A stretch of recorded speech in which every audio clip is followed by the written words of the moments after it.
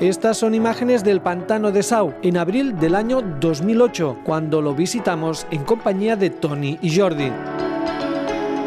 Entonces su nivel era extraordinariamente bajo a resultas de una severa sequía que imponía restricciones en toda el área metropolitana de Barcelona.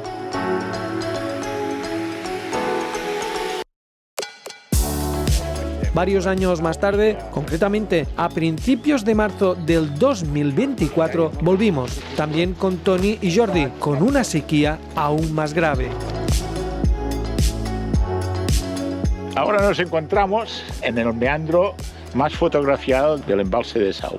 Tenemos el monasterio de Caserras, aquí arriba, y aquí tenemos una antigua urbanización que era el Sporting, que era una urbanización que funcionó a finales de los 70, mediados de los 80, y ahora está todo abandonado. Incluso en la otra ocasión que estuvimos aquí hace 16 años, concretamente 16 años, salimos por aquí, que hay un antiguo especie de puerto, que aquí habían lanchas y barcas de recreo, y salimos por aquí porque no pudimos cruzar el río.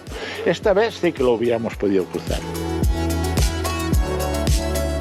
Aquí tenemos dos colores, ¿no? Tenemos el marrón del río, que lleva sedimentos y toda clase de mierda, digamos.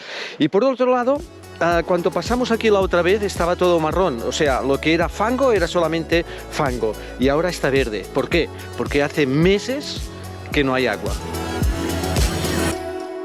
Ahora dejamos este lugar y ya iremos hasta el punto del pueblo de Sau, que es la típica imagen del campanario de cuando está lleno, que sobresale la punta del campanario. En Sau vamos a ver cosas y sitios donde nunca hemos podido estar antes, ni cuando fuimos aquí con Toni la otra vez. ¿Por qué? Porque ahora hay menos agua. Y además, mi abuela era de ahí y me contó cosas que, ya veréis, interesantes. Ahora, en vez de recorrer a pie todo el trayecto, con el coche fuimos parando en distintos puntos.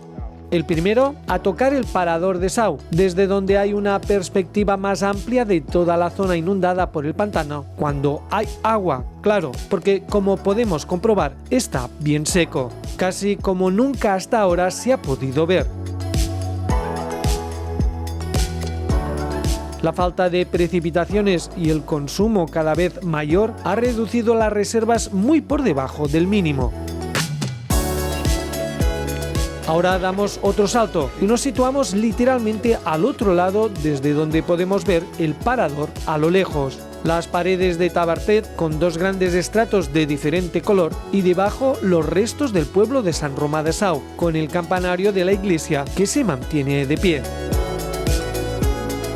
Entre las personas que están visitando los restos del pueblo también nos añadimos nosotros. Para llegar hasta el pie del campanario es necesaria una larga caminata por una zona donde, teóricamente, debería estar bien cubierta por el agua del pantano. Es brutal la diferencia de nivel entre el agua que vemos ahí abajo y estas ventanas. En los ventanales de arriba yo recuerdo haber pasado remando con piragua. Ahora es como si habláramos de otro mundo. Hace 16 años que estuvimos grabando también la misma excursión y el agua estaba a este nivel. Yo vine aquí en el mes de junio, creo que era, y llegué hasta la casa aquella, pero de allí para abajo ya había agua. Y ahora aquí podemos ver allí el puente de Sant Romà, que es después de la inundación, es la primera vez que asoma. Y ahora dicen que ahí el pantano está en el 1,5% de su capacidad. De sequías ha habido siempre. Lo que pasa es que los efectos de las sequías antes pues a lo mejor no eran como ahora. Había menos gente, el uso del agua era más racional, no había esas aglomeraciones turísticas, no había macrogranjas y de hecho mi abuela, que era de aquí, de Vilanova de Sau, ya me contaba que de pequeña cuando había sequía el rector, el párroco organizaba una procesión, ¿no? Y subían por el camí del Cargol hasta hasta Santa Margarida y hacían lo que tenían que hacer aquí encima de la roca del Migdia, y me dice que incluso a veces después de la procesión finalmente llovía. Pero también me decía que el párroco solía organizar las procesiones justo cuando que ya veía que iba a llover. Ahora estamos en el antiguo pueblo de Sant Romà de Sau. Podemos ver aquí las casas, los restos de las casas, que generalmente están cubiertas de agua. Y si os fijáis, la mayoría de los muros están construidos con cantos rodados, que los sacaban del río. Y como dato curioso, en la pared, las ingleses estas, pues hay dos colores, rojo y blanco. Y el límite de los colores dividen los municipios. La parte blanca corresponde al pueblo de arriba, que está Tabartet, y la parte roja correspondía a Sant Romà de Sau. Aquí se hacían muchas actividades acuáticas y espero que se volverán a hacer. Esto es el pontón del Club Nàutic Vic Sau y veis lo abajo que está. Pues en el campanario que hemos visto antes había una boya con una cuerda larga, porque cuando se pasaba con la barca, pues que no se tocara, que no se chocara con el campanario. No sé cuándo volveremos a utilizar esa boya. Esto no es muy habitual, es la primera vez que podemos llegar caminando a este nivel. O sea, una piragua a este nivel tiene que tener muchas rocas dentro para que llegue hasta aquí abajo.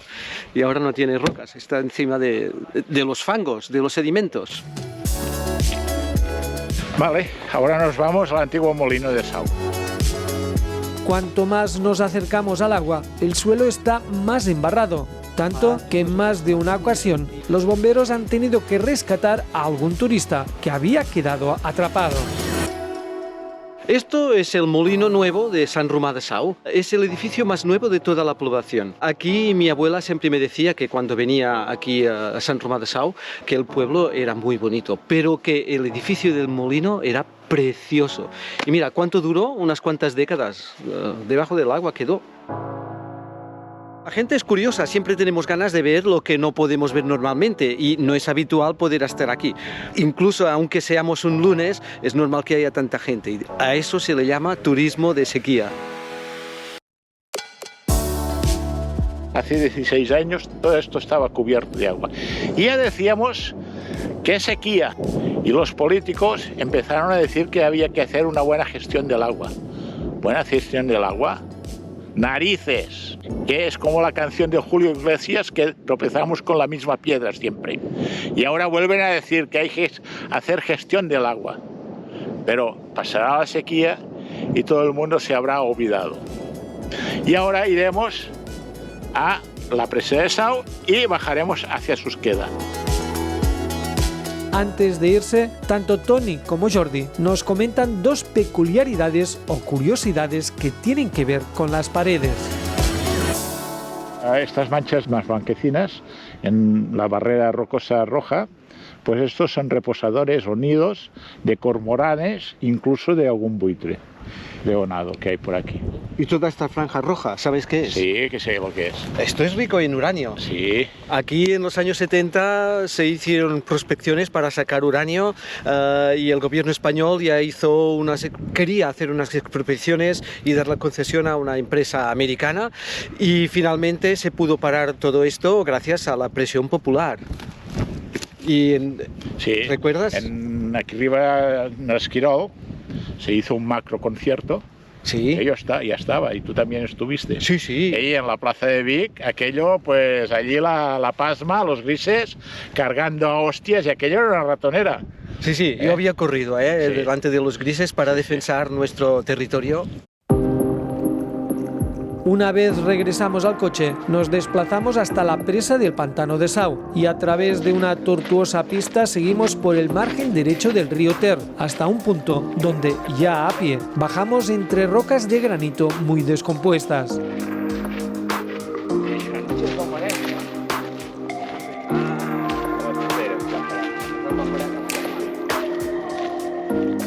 Por por donde ahora estamos bajando habitualmente. Las aguas del pantano de Susqueda lo cubrían, pero la sequía también la ha vaciado notablemente, tanto que podemos contemplar uno de los impresionantes puentes que todavía se mantienen en pie.